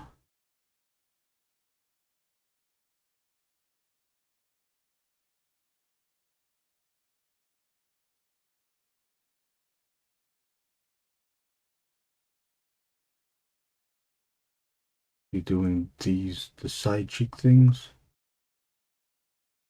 thinking that I think that's what Disney would have done. Would he exactly have done this? I don't know. I don't think so, but I'm trying to replicate that. At the same time, too, Busy is not the only one that does that. Other artists do too. This, rendering this. I know he doesn't do this, but I'm gonna do it.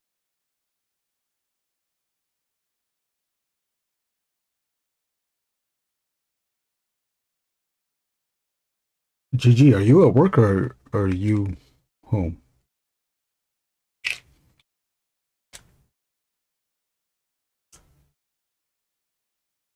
GG, do you take your book? Do you bring your books to work? Do you get to look at your books at work?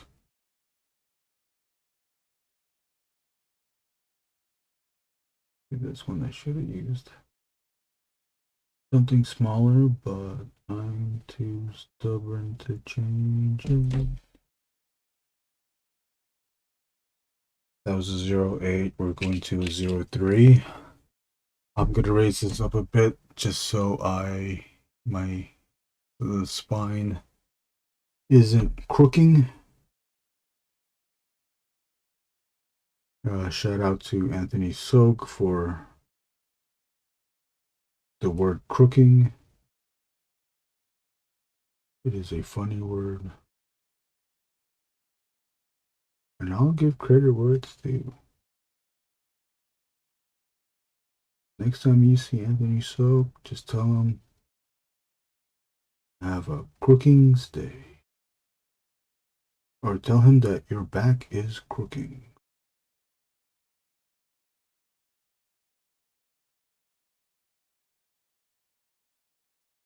One thing you can probably notice since the drawing is the camera's close, but can we get it even closer? I am also trying to draw this, so I am trying to do my best to show a good view. Please excuse or forgive me for the camera shaking. Let's also notice, most of the people that we're all friends here, but there's some people maybe that are watching and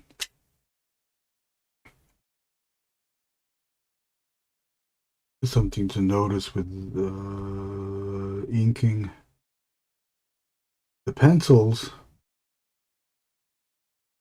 is that the ink lines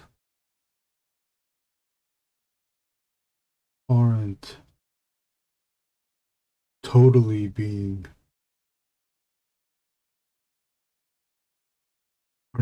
covering the pencil. I am using the pencils as a guide to tell me where to draw, where to ink, and where not to ink. I am not going to ink here because I don't see any lines here, but I do see the mouth, the section of the mouth, and then this is where now, not just the mouth, everywhere where the ink is being applied. Consciously, manually, simultaneously thinking where to apply the line, as well as how much pressure to apply on the utensil, on the drawing utensil, to achieve thin and thick lines.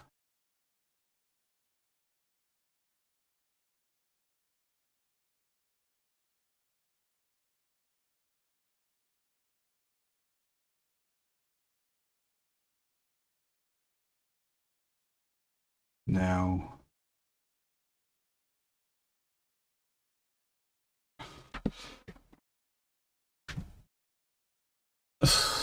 I like to add details that might not even get printed in or even be shown correctly on the final comic, but if you ever get to see these in person, and I guess you don't really need to because there's just such a close-up here, I try to add just as much detail as I can.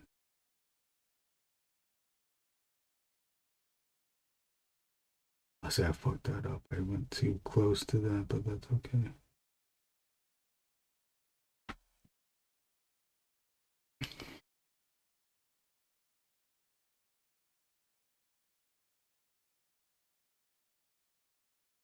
And what do you mean, what detail? Here's the detail. I'll even, for to commit to the example, I'll even go just a little bit more. I'll push it. We'll push the extreme. For sure, I do have a briefcase. I carry my sketchbooks and Oh, you have a briefcase?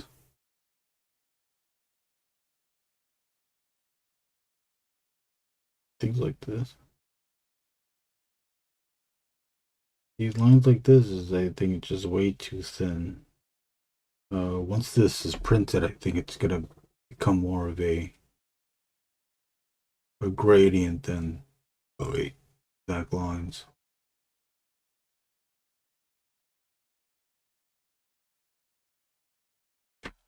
But seeing this in person,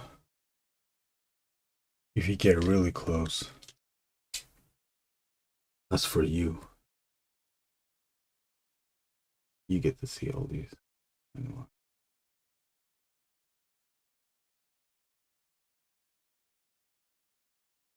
This is me showing off that I am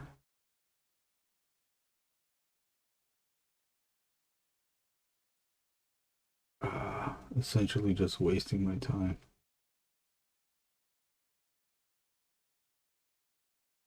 A false sense of wealth.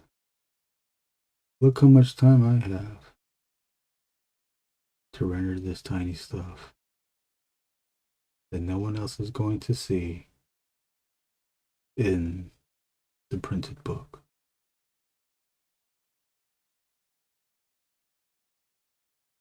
You buy this page, you get to see these tiny lines.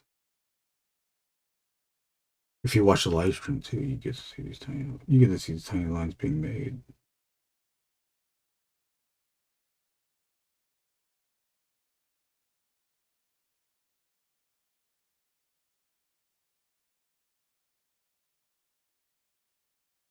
If IDW wants to make an artist edition of this, then perhaps that might be another opportunity to see these tiny lines.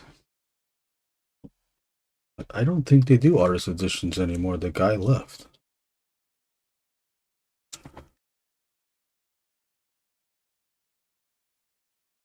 Oh, it's more of a laptop case, but I feel important with it. Oh, okay. Do you keep swinging around your suitcase too? Like, gotta lug this old thing again.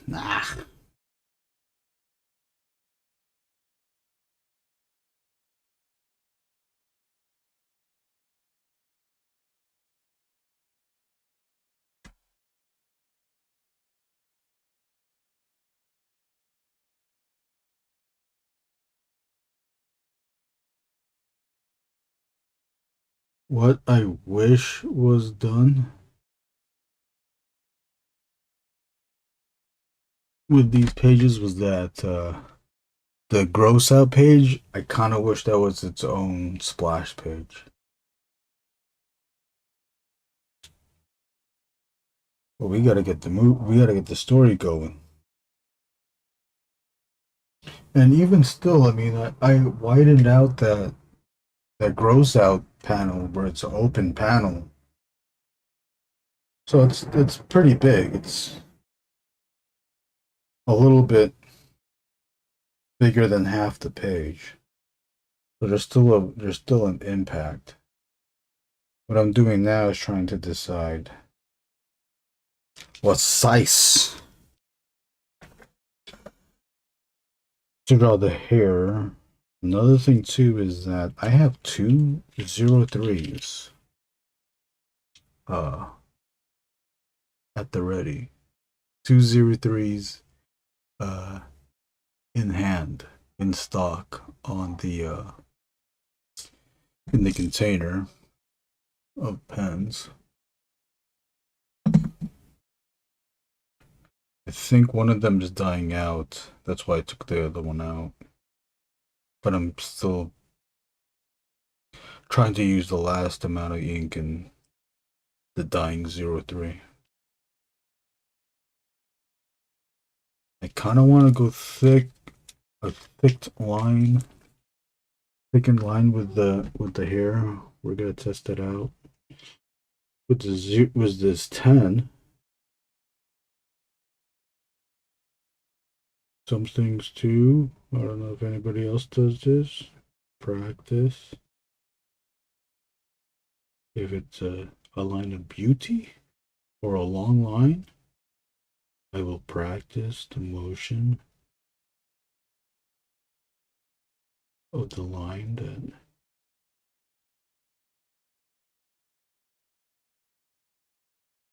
is desired.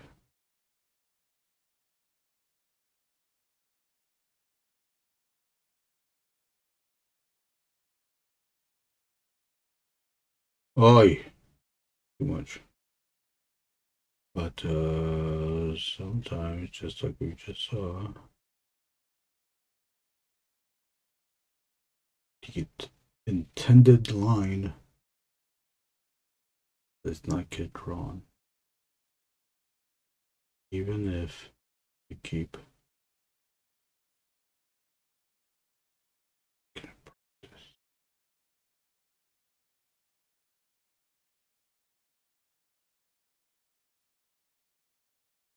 You know what too? I'll keep doing this, and then I just know I'm not gonna adhere to it, and I'm gonna do like some other crazy. Just be erratic. I don't want to be erratic. Now, with the lines not be so precious again. But I always think about the other artist, Mobius. How precious was he when he was applying his line? Because they just look so meticulous. Or is it just that they just look meticulous when they aren't? When they are not at all.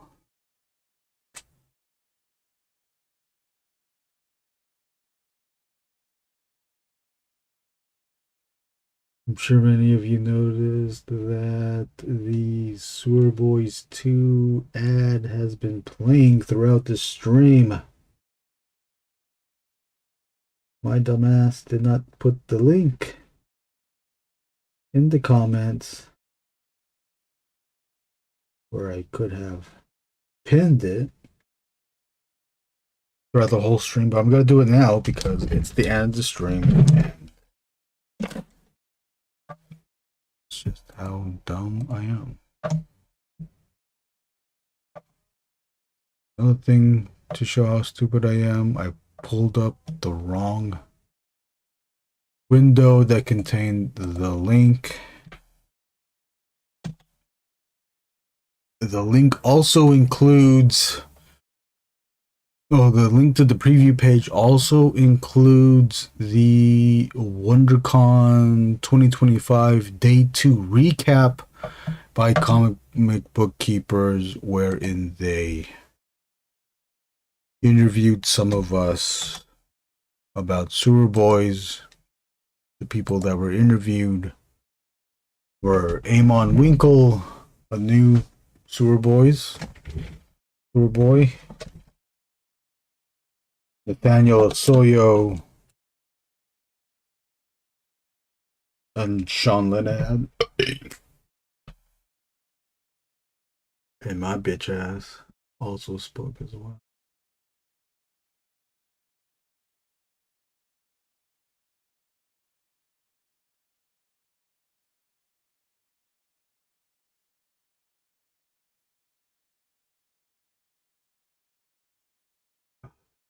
That's how you do it. Oops.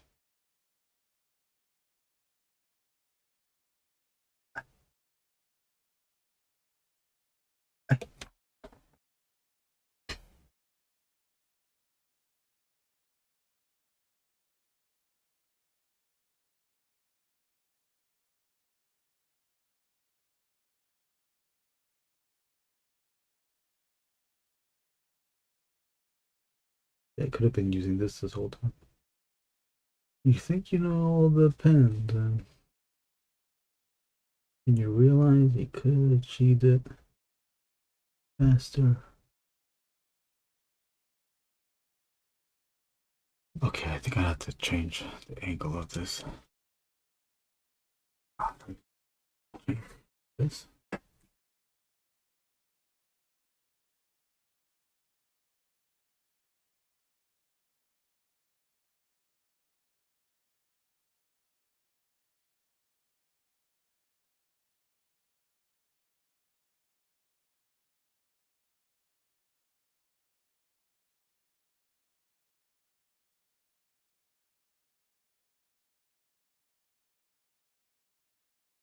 And we'll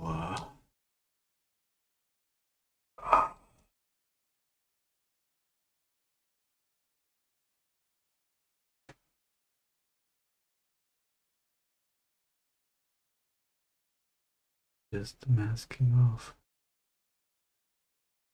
before filling this in.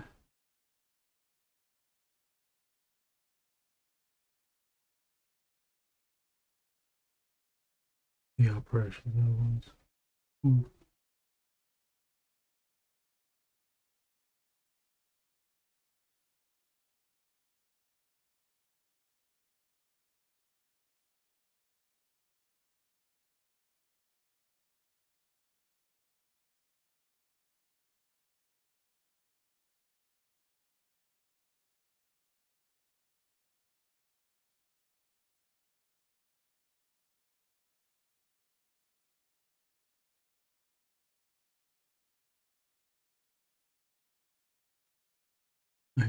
I want his hair to be messy.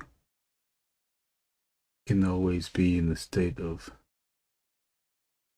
dishevelment. When was the last time you were ever in the state of dishevelment?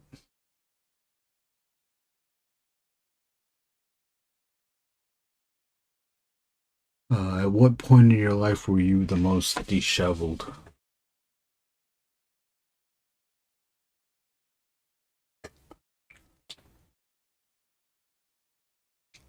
We will add.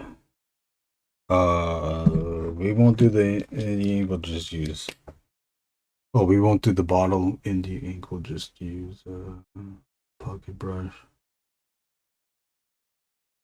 for this.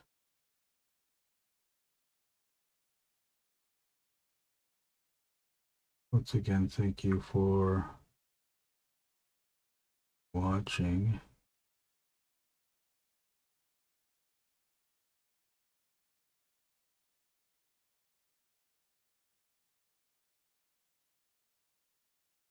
Hope you enjoyed it.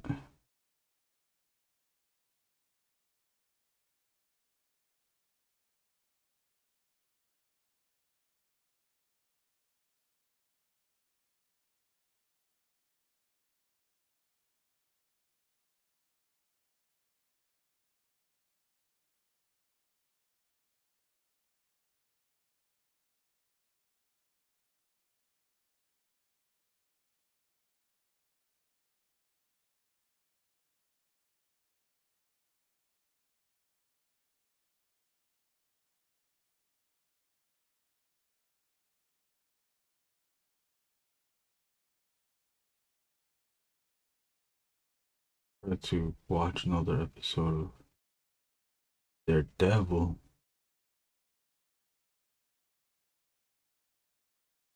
I think it's done. Is it done? I don't even know how many episodes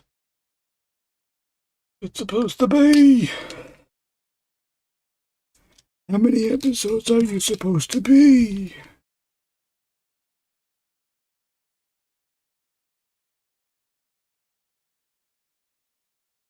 Another thing too, when I'm done streaming, I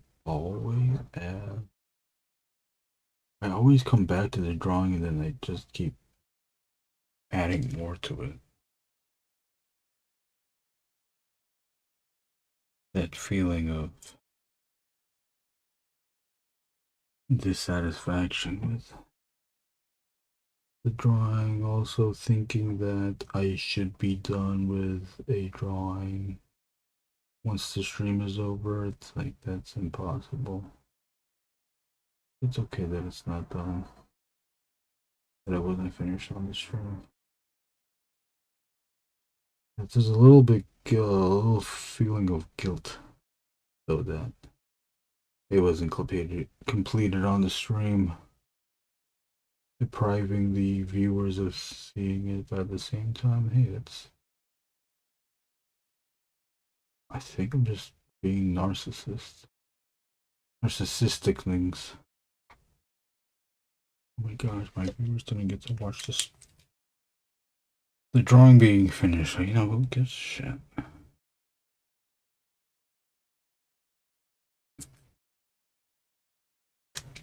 Let them watch how much they want to watch. There's people that leave and don't come back on the stream. Can't control that.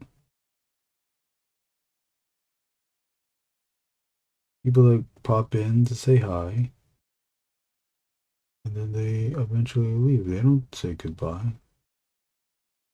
You know what? That's okay. They don't have to. They said hi. Isn't that enough? There should be, I'm thinking there's even a big word balloon, and I think he just says ew. But I don't know if Warrick spelled it EW or EWW. Oh, it's EW ... Here you go. Page 20, panel 1, Angriest Warrior. Looking at Magus grossed out. You.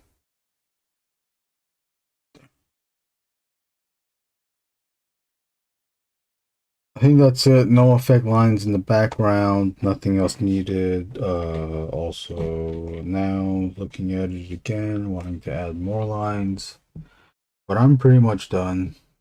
It has been 2 hours and 18 minutes, 8 seconds, 9 seconds. Ew. Ew. Oh, see, I did it again. Ew. Ew. Oh. Oh.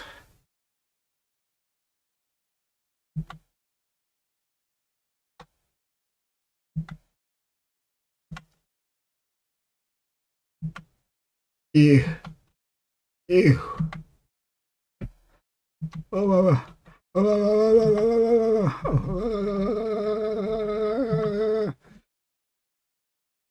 good to see you back streaming. Gotta do pinatas for son's birthday. Peace later, Bob. Thank you for watching. I don't know how regular I'm gonna be streaming though.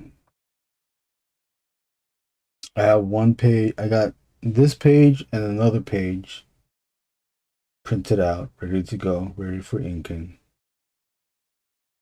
But I need to keep it up. I still got half of a book to do layouts, pencils before inking and streaming. And then the Sewer Boys 2 organizing that thing too. That's another thing that might kill the stream. But I think I'm going to at least try to stream twice a week. I should just stream once a week. But I'm going to try to do it twice. Alright. I think this is it. This is the we'll use this as the ending screen.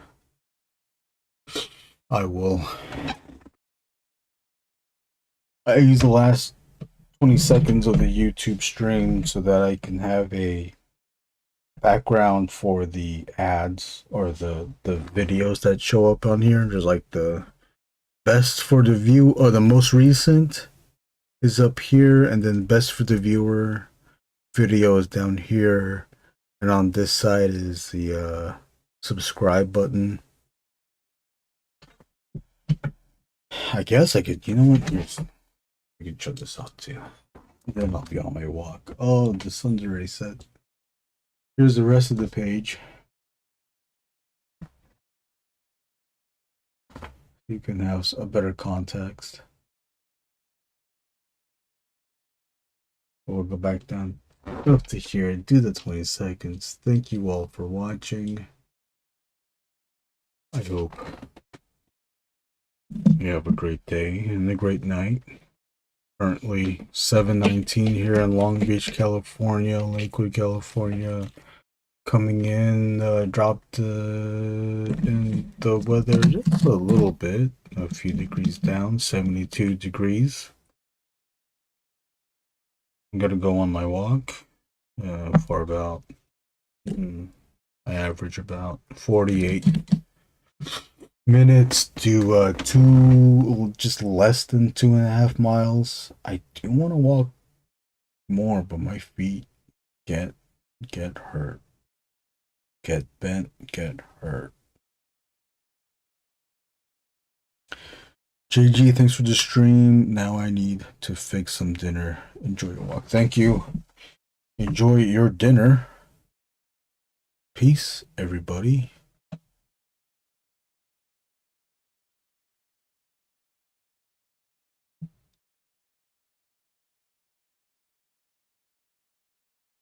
Let's go to the vortex. You're trying to get to the vortex right now?